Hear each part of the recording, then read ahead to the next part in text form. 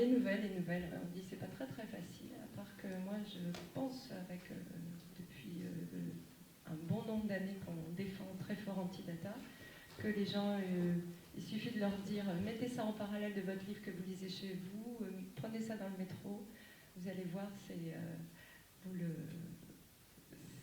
chaque nouvelle va vous habiter pour une journée, et puis vous allez la vivre, va continuer pour toute la journée. C'est pas si dur, c'est ce qu'ils font au Japon, je crois. Vous êtes très très en avance. On est japonais. Ah ben voilà. Merci.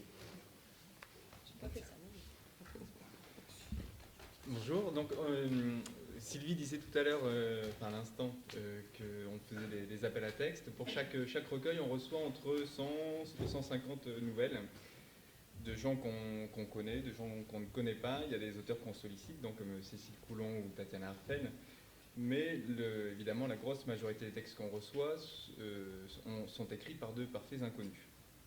Et heureusement, il arrive que, à chaque fois, il arrive que nous recevons des textes qui nous touchent, que nous trouvons excellents. Donc il y a des découvertes quasiment à chaque recueil. On a 2, 3, voire plus nouveaux auteurs sur chaque recueil. Et donc, il y a quelques années, on a publié un recueil sur le foot. Alors là, on a reçu beaucoup moins de textes. Il a moins inspiré les auteurs. Mais on a reçu un texte de quelqu'un qui s'appelle Laurent Banitz, qu'on ne connaissait pas. Et donc, on a commencé à éplucher la toute petite centaine. On a dû recevoir 80 textes, je pense, qu'on a reçu à ce moment-là. Et on est tombé sur cette nouvelle. Donc, on a été surpris, on a été intrigués, on a adoré, on l'a publié. Le recueil suivant, on a refait un appel à texte. On avait rencontré Laurent à l'occasion du lancement du livre. On n'a pas eu le temps de lier plus de liens que ça.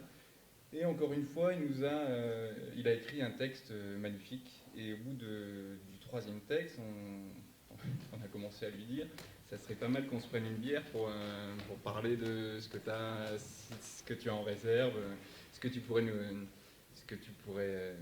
écrire ou ce qu'on pourrait publier. Et il n'avait pas de réserve, c'est quelqu'un qui commençait tout juste à écrire.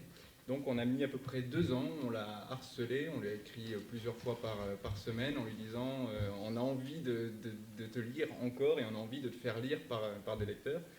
Et enfin, là on arrive au bout, nous avons à peu près 9 nouvelles, donc à chaque fois très différentes. Laurent a une écriture très, très fine, très intelligente et qui à chaque fois est surprenante. On a l'impression que chaque texte aurait pu être écrit à la première personne par un psychopathe qu'on ne pourrait pas s'empêcher de trouver gentil et attachant. Voilà. Je pense qu'il appréciera. Il est là. Voilà. Donc Olivier va aller plus dans le détail des textes. Alors, bon, c'est pas très facile de parler d'un recueil de nouvelles parce que évidemment les auteurs prennent un malin plaisir à ne pas écrire 10 fois la même. Donc le recueil s'appelle Au-delà des halos. Je ne suis pas suffisamment familier de la discographie de Bashung. Je m'en suis pas aperçu, mais apparemment c'est tiré d'une chanson de Bashung. Et donc il y a 9 nouvelles. Alors en réfléchissant, j'ai essayé de trouver quelques traits qui se retrouvent dans toutes les nouvelles. En général, c'est un personnage masculin, solitaire, en tout cas qui est solitaire dans le contexte de la nouvelle, et qui a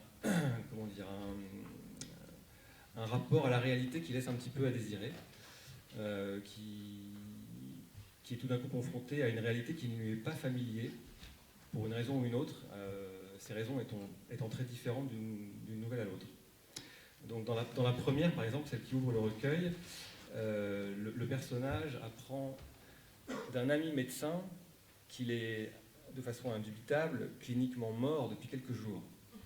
Et donc le personnage doit annoncer cette nouvelle à ses proches, puisque le fait d'être mort n'est quand même pas quelque chose qu'on peut passer sous silence. Donc il doit l'annoncer à sa famille, à ses collègues, à sa femme, mais en même temps il continue à arpenter les trottoirs de la ville, à entrer dans des cafés, à prendre le métro. Et voilà, mais il se sent évidemment pas comme tout le monde, puisque le fait d'être mort, ça vous rend quand même différent. Il faut bien le dire. Et donc voilà, et donc s'il était au cimetière, tout serait normal, mais là, étant à la fois mort et encore vivant, il est totalement inadapté. Et en fait, dans toutes les nouvelles, le personnage est inadapté, mais pas de la même façon. Il y a un acteur porno, par exemple, qui reçoit un jour un appel d'Alain Resnais pour tourner une scène d'amour dans un film français plutôt chic. Et il n'est pas vraiment à sa place.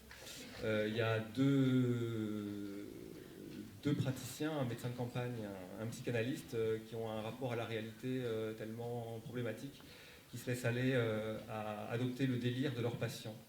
Voilà. Donc c'est très fin, très intelligent, jamais lourd. Et en plus, les personnages sont toujours